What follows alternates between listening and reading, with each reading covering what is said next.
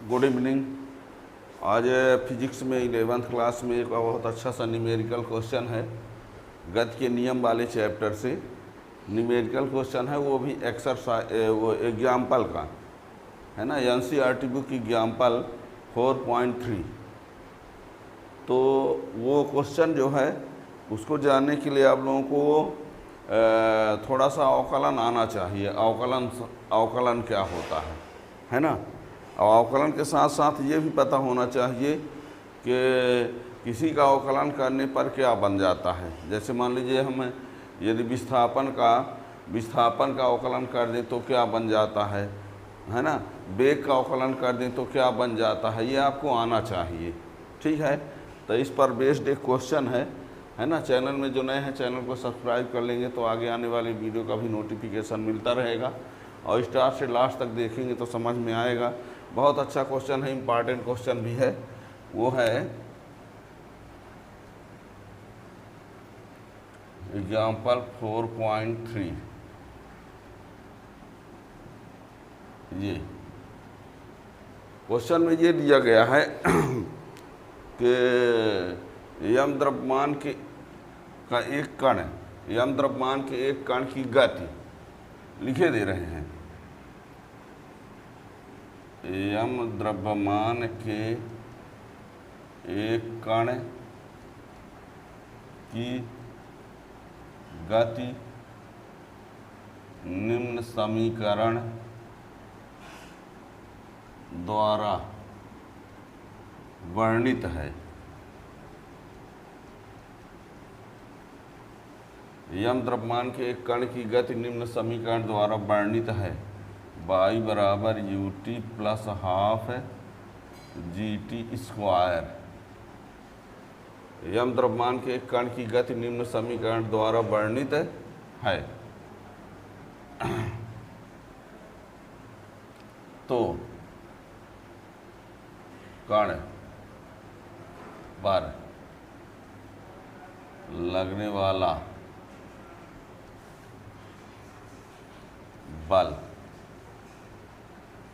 ज्ञात करूं। यह है क्वेश्चन। इसमें यह बता दें गति का समीकरण तो यहाँ y बराबर जो होती है, तो y क्या है यहाँ पर विस्थापन है। y क्या है यहाँ पर विस्थापन है। ये आप लोगों को बता दें विस्थापन का जो अवकलन होता है, विस्थापन का अवकलन वेग होता है। विस्थापन का अवकलन वेग, और वेग का अवकलन क्या होता है, त्वरण होता है। विस्थापन का अवकलन किया जाए तो वेग आ जाता है, और फिर वेग का अवकलन किया जाएगा तो क्या आ जाएगा, त्वरण आ जाएगा। और बल बराबर फिर होता है, बल बराबर द्रव्यमान गुणे त्वरण। ये यानी यहाँ पर आपको विस्थापन दिया गया है, तो उस विस्थापन से पहले आप क्या लाएंगे, वेग। जब वेग आ जाएगा तब वेग का अवकलन करके क्या ला देंगे, त्वरण। और जब त्वरण आ जाएगा तो बल बराबर क्या कर देंगे, द्रव्यमान गुणे त्वरण। ठीक है। अब इसके लिए ये बता दें यदि d/dt t है तो इसका अवकलन 1 होता है। t का t के सापेक्ष अवकलन 1 होता है।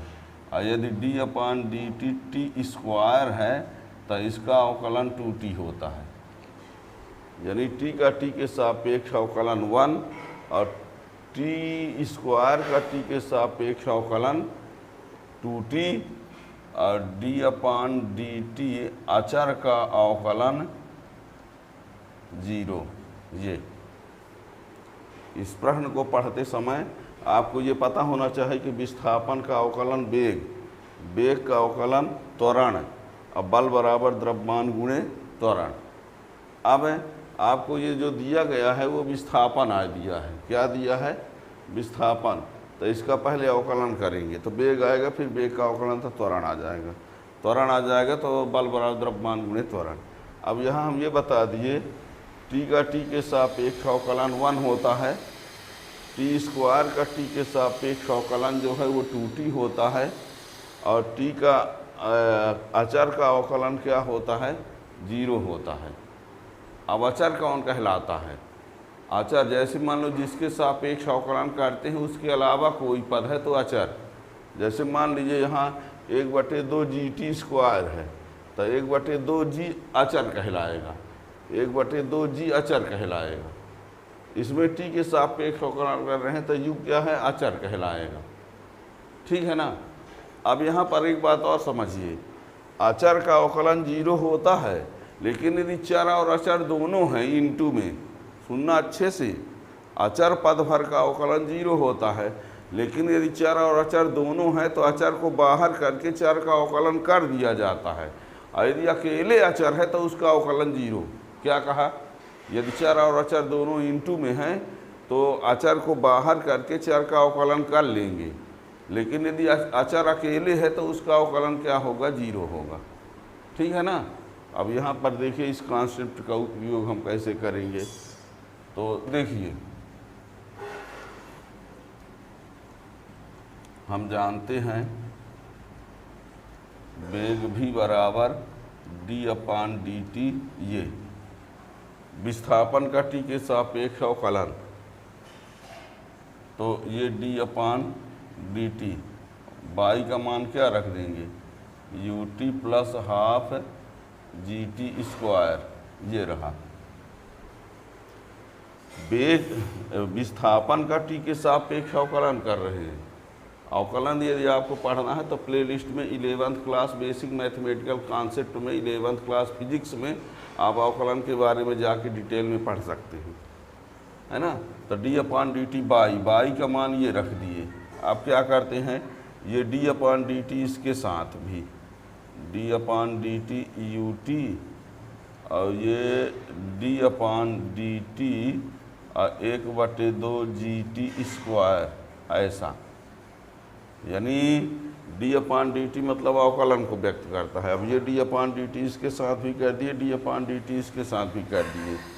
अब इसमें हमने बोला था कि जब अचर और चर दोनों रहेंगे तो अचर को बाहर कर लेंगे, तो अचर को मान लिया हमने बाहर कर दिया, ये अचर को बाहर कर लिए, तो ये d/dt क्या बचा, t, और इसमें भी 1/2 G को बाहर कर लिए, और d/dt t स्क्वायर बचा। क्या कहा था हमने, जब चर और अचर दोनों रहेंगे तो अचर को बाहर कर लेंगे, चर का अवकलन करेंगे। तो इसमें u अचर है तो इसको बाहर कर दिए, तो d/dt t, इसमें 1/2 G बाहर है, अचर का अचर है तो बाहर कर दिए। अब बताओ t का अवकलन क्या होता है, t का अवकलन 1, और ये 1/2 G, और ये t स्क्वायर का अवकलन 2t। क्या हुआ, u बाहर है, t का अवकलन 1 हो गया, ये रहा, 1/2 G बाहर है, t स्क्वायर का अवकलन ये 2t हुआ, ये इससे कैंसिल हो गया। क्या बचा, u प्लस GT, ये किसका मान आया, ये वेग आया। क्या आया, यानी विस्थापन का हमने अवकलन किया तो क्या प्राप्त हो गया, वेग। विस्थापन का अवकलन किया तो क्या प्राप्त हो गया, वेग। अब क्या करेंगे, अब हम वेग का अवकलन करेंगे, वेग का अवकलन करेंगे, और जब वेग का अवकलन करेंगे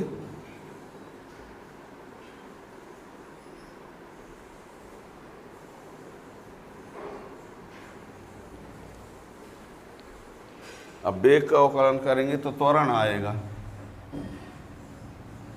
अब त्वरण A बराबर d/dt, और ये वेग, ठीक है, तो ये हो जाएगा d/dt। अब वेग का मान कितना है, u plus GT।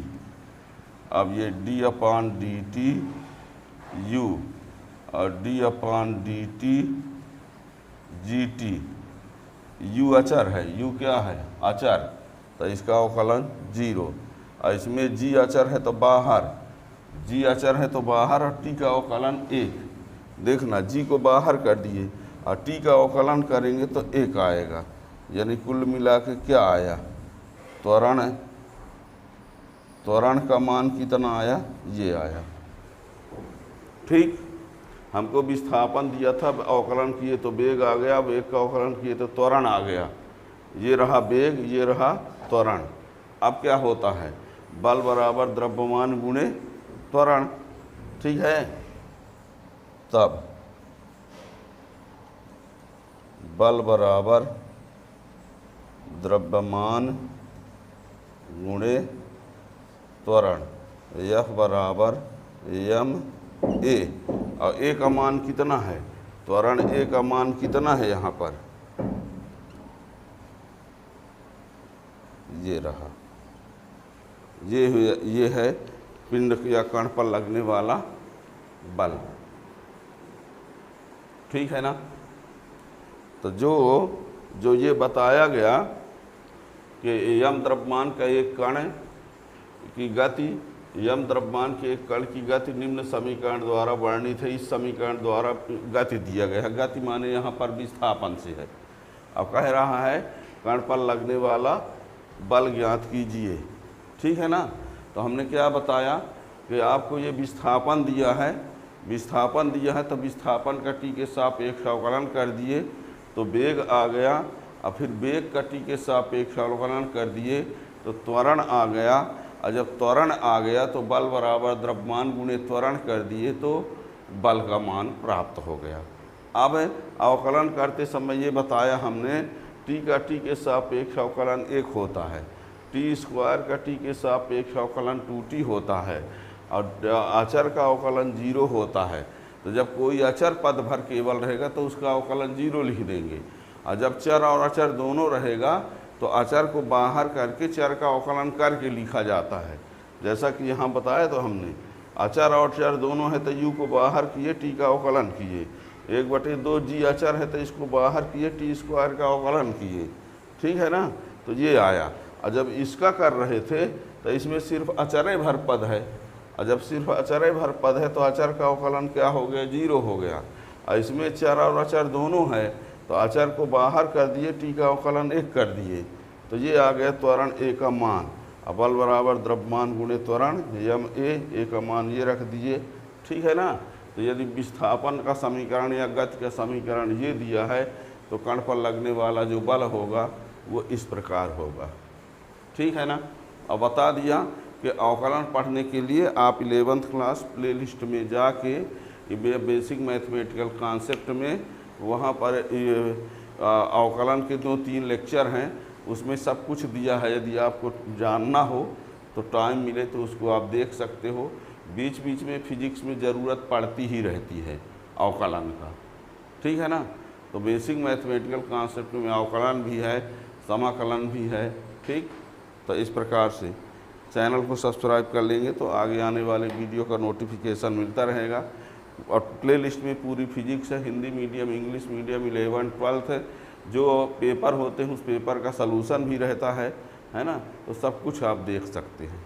Thank you.